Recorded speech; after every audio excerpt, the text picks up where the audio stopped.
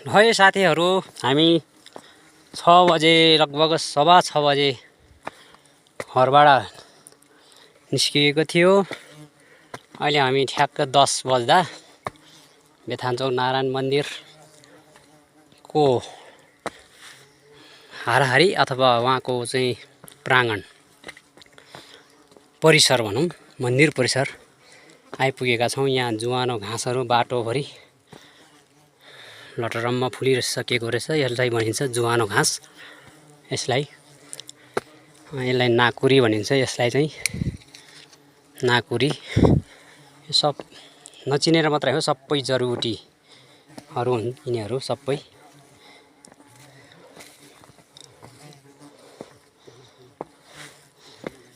माथि देख्न सक्नुहुन्छ रेलिङ, गुफाको डाँडाको रेलिङ।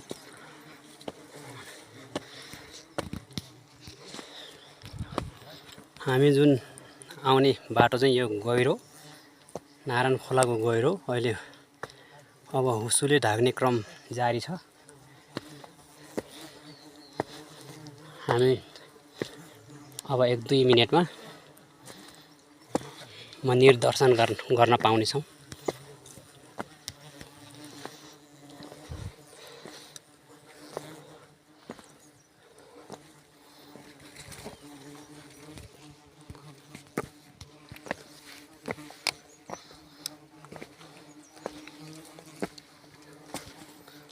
सोलिङ बगेछ यहाँतिरको, सोलिङ अलिअलि बगेछ। ऊ तलतिर कस्तो राम्रो राम्रो पार्टीहरू बनाएको थियो है, सबै बालेर खद्दम बनाएको छ कि मजाले वरिपरि अलिअलि हाफ गाह्रो लाएर अनि मुनि चाहिँ टक्क फलेक चिरेर टक्क फलेकहरू बिछाएको थियो है। सबै बालेर सिद्ध्याएर ऊ माथिको नि खापाहरू बालेर सिद्ध्याएछ। दाउरा पाइन्छ नि यो डाँडाबाट अलिकति उता गयो भने दाउरा कति।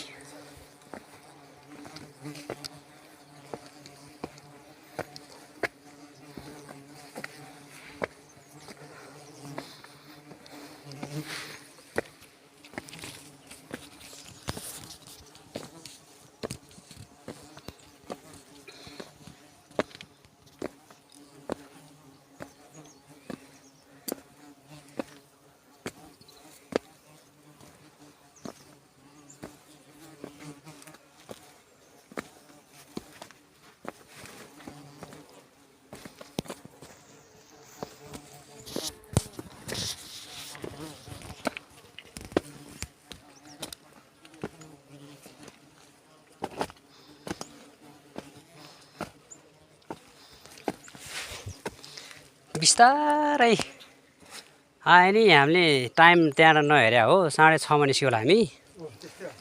जहिले नि 3.5 घन्टा भन्न त बढी लाग्दैन। अनि फटाफट आयो भने त यहाँ 2 घन्टामा आइपुग्छ। हामी बिस्तारै जाँदा नि आउँदा नि आइपुग्छ कि।